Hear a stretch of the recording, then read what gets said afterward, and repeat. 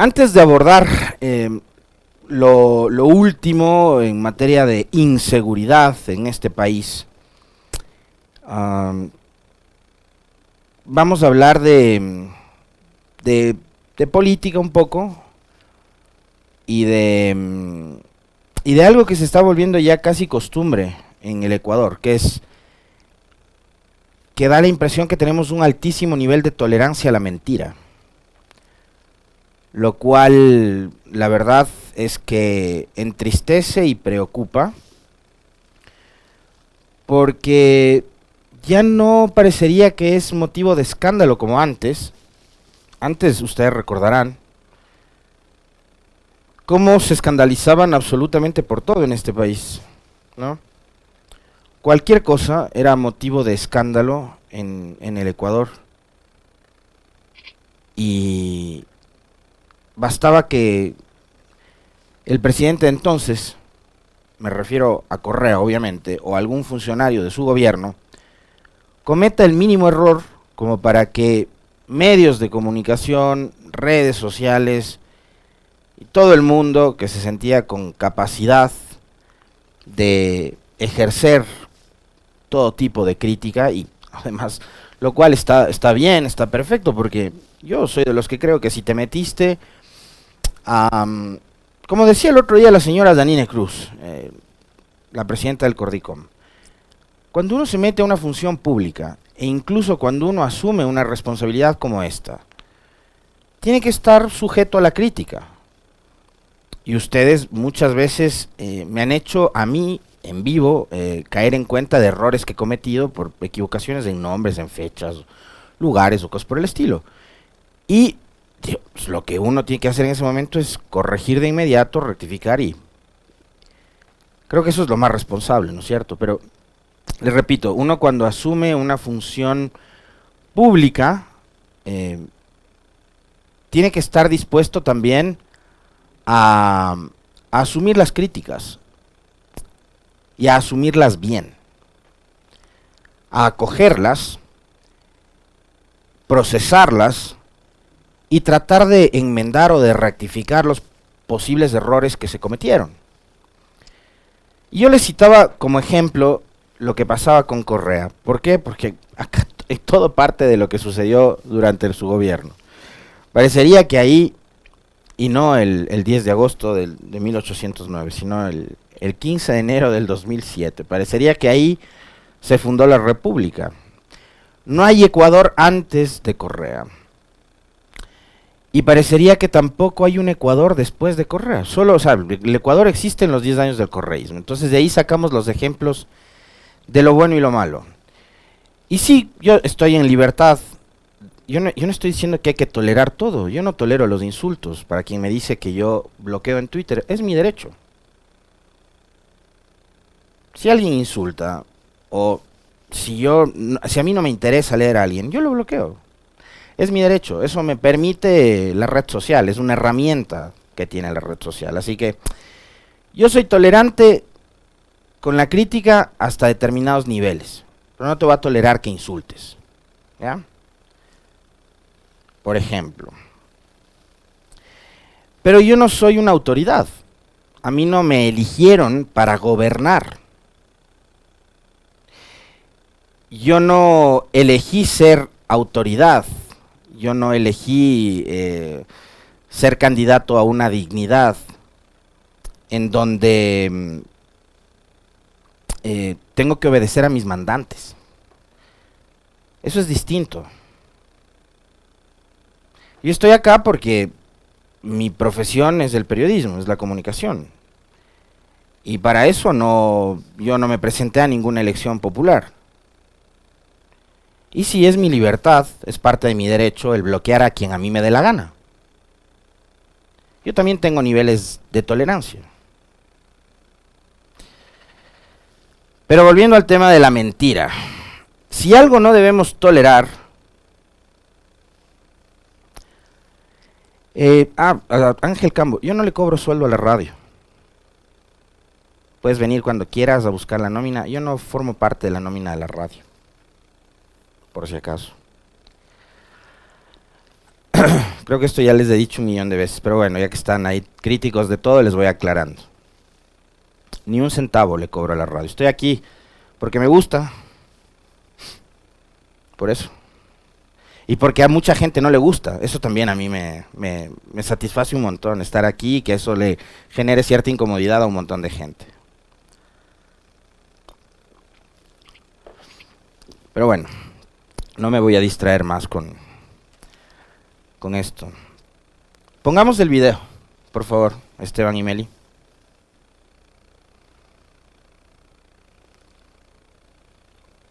El video del presidente Lasso, el único que tenemos. La libertad de emprender, la libertad de acceder a educación pública cada vez de más calidad, la libertad de saber que hemos vencido a la pandemia y que estamos protegidos porque tenemos suficientes vacunas, la libertad de recibir medicación oportuna y gratuita por medio del Plan Medicina Cerca y con ello poner fin a los desabastecimientos deliberados y a la corrupción a costa de la salud de las personas. Es la libertad de saber que los problemas del Ecuador hoy están siendo afrontados con honradez por un gobierno que jamás ha transado y jamás lo hará con la corrupción política ni con el crimen organizado, como hasta hace pocos años ocurría. Queridos ecuatorianos, en apenas 14 meses y días, mi gobierno ha hecho mucho más que los dos anteriores. Imagínense lo que haremos en lo que resta de la gestión. A mí me gusta hablar con pruebas y con hechos concretos. En el sector social, el gobierno antepasado... 7:15. Imagínense lo que podríamos hacer en lo que resta del periodo, dice el presidente Lasso.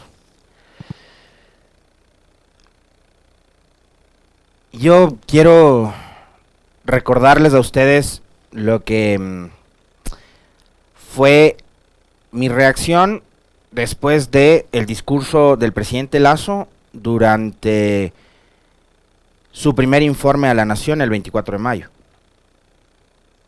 Fue un discurso que, más allá de la vacunación, que sigue siendo como, digamos, la gran hazaña de este gobierno, y yo voy a volver a repetir, no solo el Ecuador vacunó, vacunaron la gran mayoría de países y muchos otros lo hicieron o lo empezaron a hacer antes e incluso produciendo sus propias vacunas como Cuba.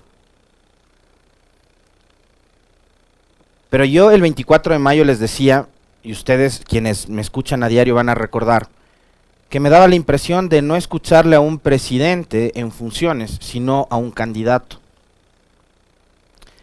Y hoy vuelvo a escuchar nuevamente un discurso que me da la impresión que es la de un candidato, que sigue pensando que los gobernantes son futuros electores o electores potenciales a quienes les va a convencer con ofrecimientos y anuncios de lo que se puede hacer en el futuro, cuando se parte de hechos que son realmente para el gobierno muy difíciles de comprobar y para la sociedad, para ustedes, para mí, para los ciudadanos en general, son bastante fáciles de palpar.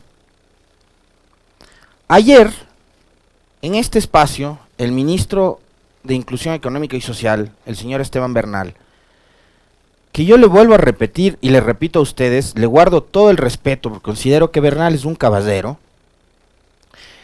Además, creo que de los pocos que tiene este gobierno, que además tiene la entereza y la valentía de afrontar las entrevistas en este espacio de noticias, lo que muchos otros funcionarios de este gobierno no lo hacen. Y les he repetido a ustedes en los últimos días que les hemos solicitado absolutamente a todos, al ministro de Gobierno, al del Interior, al de Finanzas, a montón de autoridades del gobierno, como también autoridades seccionales. Hemos por todas las vías intentado acceder a un diálogo, a una entrevista con la alcaldesa de Guayaquil, no tenemos respuesta. Con la prefecta del Guayas de igual manera. Ni siquiera contestan los mensajes o las llamadas quienes cumplen la tarea de asesores de comunicación o directores de comunicación, qué sé yo. Pero ni siquiera tienen la cortesía de responder las llamadas o los mensajes, solicitándoles una entrevista. Acá no les estamos pidiendo pauta, no les estamos pidiendo financiamiento ni nada por el estilo. Lo que queremos es una entrevista, pero ni siquiera eso, ni siquiera contestan los mensajes a las invitaciones que se les hace. Y ayer en este espacio el ministro de Inclusión Económica y Social dijo que en 14 meses el gobierno ha invertido más que el de Correa en 10 años y que el de Lenín Moreno en 4 en el área social. Habló de 14.000 millones de dólares. 14.000 millones de dólares es nada más y nada menos que la mitad o casi la mitad del presupuesto general del Estado de un año. Lo cual hace ya que uno dude por completo de la cifra.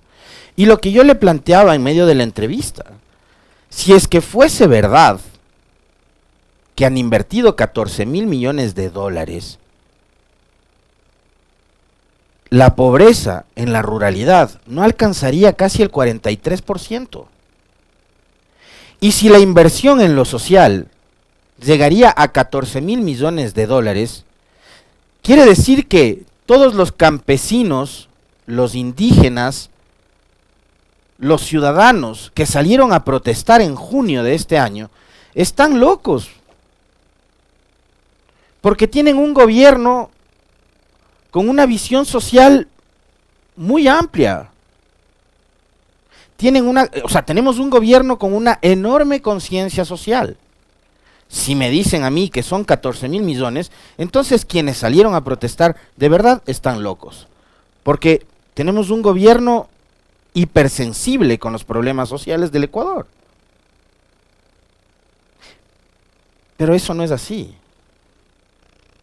Yo les repito, si es que fuese como dice el ministro o como afirma el presidente Lasso, no tendríamos tal cantidad de problemas. La protesta de junio se origina en el absoluto abandono y casi renunciamiento de este gobierno a establecer políticas sociales. Y las políticas sociales no son simples discursos declarativos. No es, ya van a ver lo que hago en 3 años. Porque la gente no come del discurso. Cuando vaya usted a un hospital del sector público, entonces que salga el médico y le diga, venga después de 3 años que las cosas ya van a ver cómo mejoran. Mientras tanto, dígale al cáncer que se aguante nomás. O sea, ¿me entienden? Espero que entiendan además la indignación que siento. Porque están convencidos de que los ecuatorianos somos estúpidos. Porque están convencidos de que los ecuatorianos somos unos tontos. Que nos creemos todo lo que salen y dicen en grandilocuentes discursos como el que acabamos de escuchar ayer del presidente Lasso.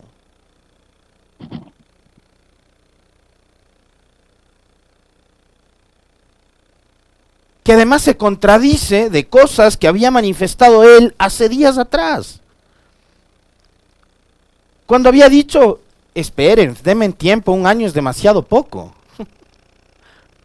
Y ahora resulta que en 14 meses había hecho más que Correa y que Moreno en 14 años. Bueno, más que Moreno, podía haber hecho cualquiera, o sea. Y de hecho, uno pensaba que después de Moreno no podíamos caer más bajo. ¿Qué podía ser peor que Moreno? Pero como me decía ayer una amiga, citando una frase de su hija, siempre podemos estar peor porque esto es Ecuador. Yo pensé que nada podía ser peor que Rodas en Quito. Y llegó Yunda y llegó Guarderas. Y llegó un señor, ahora que gobierna esta ciudad, que peleó para estar donde está. Y vean cómo está Quito. ¿Quién le reclama ahora a Guarderas del estado en el que se encuentra la ciudad? Nadie dice nada. Nadie dice nada. Pero resulta que Lazo se compara con Correa.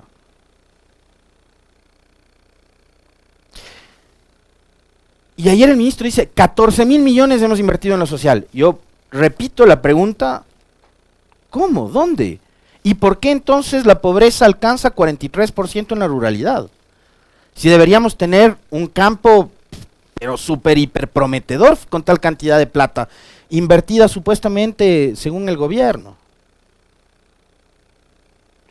Y claro, entonces ahí también voy a todo el relato que montaron cuando dijeron que Correa despilfarró 300.000 millones de dólares durante sus 10 años de gobierno, construyendo hospitales, escuelas, colegios réplica, carreteras, puertos, aeropuertos, hidroeléctricas, en fin, una cantidad inconmensurable de obras que tienen que ver con infraestructura y que tienen también que ver con lo social, ¿no? Porque estamos hablando de escuelas y de colegios.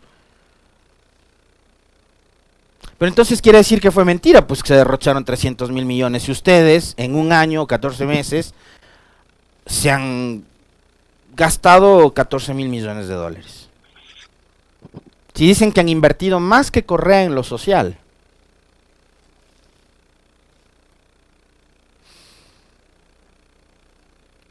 La pregunta es, ¿dónde entonces están los resultados de tal inversión? ¿En dónde están?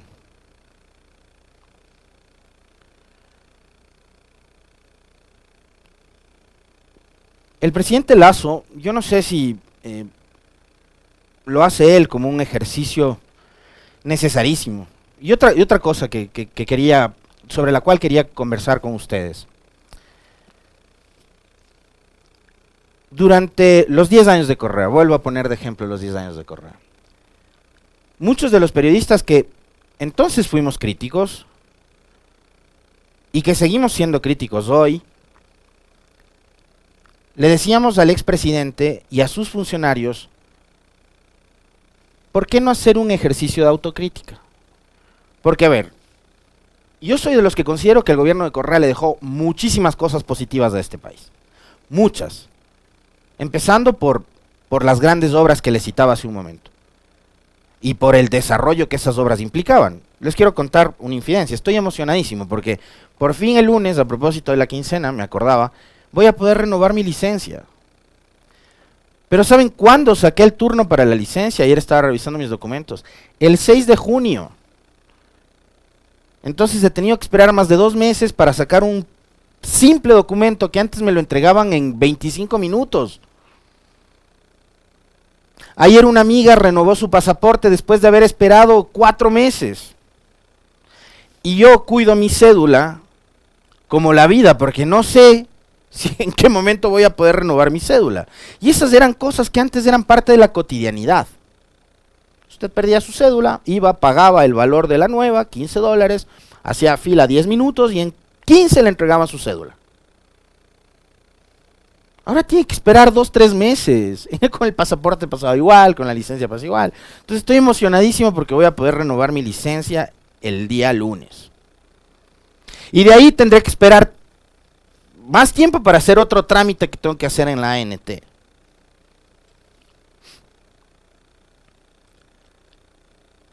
Pero así como hubo cosas muy buenas, ¿ya? Muy positivas, yo creo que el gobierno de Correa fue un muy buen gobierno, también hubo cosas malas, porque no todo es perfecto, nada es perfecto, ¿ya? Y siempre se le exigía al expresidente Correa y a sus funcionarios ser un poquito autocríticos. Siempre, siempre se les exigía y siempre fuimos súper rigurosos con Correa. Y resulta que ahora no nos escandalizamos y resulta que ahora el gobierno tiene funcionarios ad honorem. ¿Ustedes creen que, a propósito de los ad honorem, ustedes creen que ellos hacen las cosas gratis? ¿Ustedes creen que ellos, de qué viven? Si son ad honorem, ¿de qué viven? Yo pensé que Pons tenía la vida resuelta, que por eso dijo, voy a entregar estos 4 años de mi vida al país ad honorem, a Lasso, y resulta que andaba negociando sumas millonarias por venta de cargos públicos. Entonces, ahora a estos funcionarios ad honorem y a los demás ministros y al propio presidente Lasso, ¿por qué no les exigimos también lo mismo? ¿Por qué no somos igual de rigurosos, de exigentes como lo fuimos antes con el gobierno actual? Un poquito de autocrítica, pero es que uno le escucha el discurso al presidente Lasso.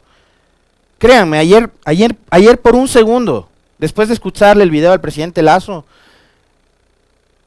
me decía, qué injusto a veces eres, Alexis, ¿por qué criticas tanto al gobierno si este país es una maravilla? Y después reaccionaba y decía, no, pues es que nos están mintiendo, porque no es esa la verdad. Porque en 14 meses este país ha tenido que soportar además una protesta social de 18 días, porque hay un nivel de inconformidad enorme por la ausencia completa de políticas públicas y por la ausencia del Estado para solucionar esos enormes problemas que le aquejan al país y a la mayoría de ciudadanos. Yo le escucho al presidente decir que no han transado con la corrupción.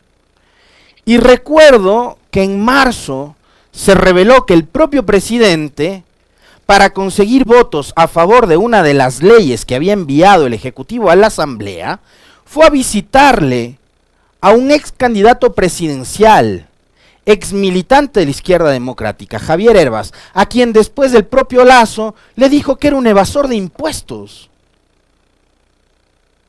Entonces quiere decir que el presidente fue a buscar, para transar votos en la Asamblea, a una persona que evita a toda costa pagar impuestos. Y eso también es corrupción. Pero nos dice que él no tranza con la corrupción. ¿Le han escuchado ustedes al presidente una sola palabra refiriéndose al caso Danubio y al caso Pons? Más allá de pedirle la renuncia, o de destituirle, o de renunciarle al señor Cedeño de Petroecuador, ¿le han escuchado ustedes al presidente Lasso decir, esta boca es mía, como dice Sabina, hablando sobre la corrupción o presunta corrupción de Petroecuador? No. Sobre el reparto de cargos públicos. ¿Qué pasó con la investigación en contra de los legisladores a los que Lasso acusó con el dedo de haberles pedido plata, cargos, cuotas, etcétera? ¿Qué pasó? ¿Le ha dado seguimiento el gobierno? ¿Tan comprometido está en la lucha contra la corrupción? ¿Qué ha dicho Luis Verde Soto sobre todos estos temas que les acabo de citar? Luis Verde Soto es el secretario anticorrupción del gobierno y fue consejero electoral hasta que Lasso fue electo presidente. Yo ahí encuentro un profundo conflicto de intereses.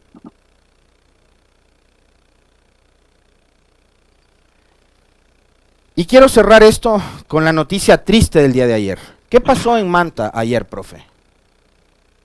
El periodista manabita Gerardo Delgado fue asesinado a balazos la tarde de este miércoles 10 de agosto en la avenida Metropolitana de Montecristi. En el lugar del hecho, el sector Las Paolas, se hallaron al menos 9 casquillos de bala. En el momento del atentado, Gerardo Delgado se movilizaba en su vehículo junto a su hija.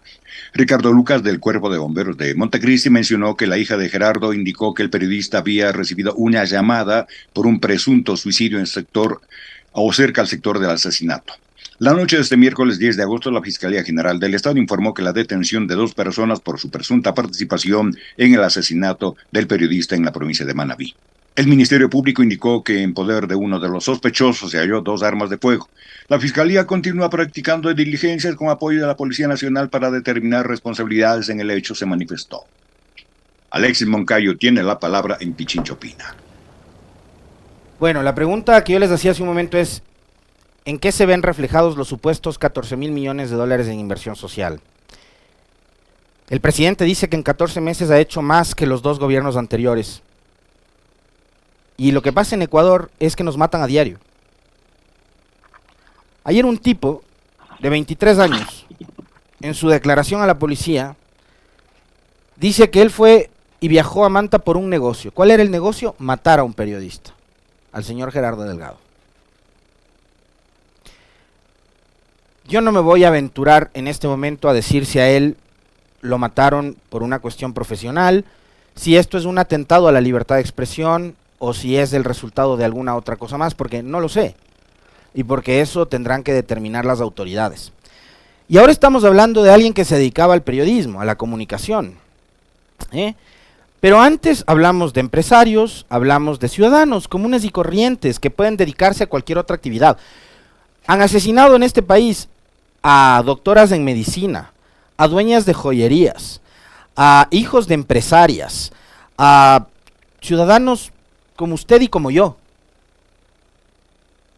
Ya, hoy, coyunturalmente, estamos hablando de un periodista, pero antes mataron a quien les ha dado la gana. Y en este país, como lo decía, yo les citaba, ¿se acuerdan el otro día que vi de casualidad el noticiero de mediodía de un canal incautado, manejado por el gobierno? La presentadora de ese canal decía que en este país te matan en la tienda, en el parque, en la plaza, en el chifa, en el supermercado, en cualquier lugar te matan. Entonces otra vez la pregunta es, si ustedes han invertido, presidente, 14,000 millones de dólares, ¿en qué han invertido? Porque en seguridad no han invertido. Usted en abril dijo que iban a destinar 1.200 millones de dólares para la policía y para la seguridad. ¿Cuánto de esos 1.200 millones de dólares finalmente ha transferido finanzas para encargarse de la seguridad? Cero. Y mucho ojo con esto, ¿ya? Porque este comentario se lo hice yo a un grupo cerrado durante las protestas de junio, a propósito de el papel y el rol que estaba empezando a desempeñar en ese momento el señor Patricio Carrillo. Ojo con lo que les voy a decir. Yo en ese momento, en junio del 22, dije, mucho cuidado y vemos a Carrillo en las papeletas para alcalde, para prefecto, lo que sea, en febrero del 2023. ¿Ya? Y por ahí alguien me dijo, no seas loco, no es para tanto. Ojo, porque, y también ojo con lo que va a hacer la Asamblea con los procesos de fiscalización y el juicio político, porque de esa victimización puede emerger esta figura política de la que yo les estoy hablando en este momento, y muchos seguramente en este momento estarán diciendo, Alexis, creo que estás exagerando un poquito. Pongamos la captura de pantalla de un tweet que me encontré ayer. Y me dice si lo tenemos en pantalla, por favor, Carlitos. ¿Ya? ¿Tenemos la captura de pantalla del tweet que le compartí a la Meli? Que me lo encontré ayer. Bueno, apareció un supuesto Frente Nacional de Salvación del Ecuador. La cuenta es de un señor Luis Lara, que no tengo idea de quién es, pero me ha sabido seguir en Twitter. Y me encontré este tweet. El Frente Nacional de Salvación del Ecuador propone que Guillermo Lasso cierre la asamblea, que se declare dictador, y que el Consejo Nacional Electoral llame a elecciones. Nuestro candidato a presidente es el ministro Patricio Carrillo, que Guayaquil ponga la vicepresidencia, o el candidato a vicepresidente, y Fernando Villavicencio, que sea el futuro presidente de la Asamblea Nacional. Ya lo proponen a Carrillo como potencial candidato presidencial. Así que este también es un llamado a la clase política. Cuidado, cometen el error de victimizar a Carrillo lo suficiente como para que el hombre se crea, que además tiene todo el derecho, en capacidad de ser presidenciable en este país. Yo tenía terror de que un banquero sea presidente, y ahí está la realidad actual del Ecuador. Pero podría ser, como decía la hija de mi amiga, podría ser que las cosas empeoren, ¿no? Y quién sabe si alguien con corte más fascista que el que tenemos ahora del presidente puede llegar a ser presidente de la República. Yo le soy sincero. Me muero de pánico de tener a un policía como presidente del Ecuador. Y peor sabiendo los antecedentes de quien hablamos.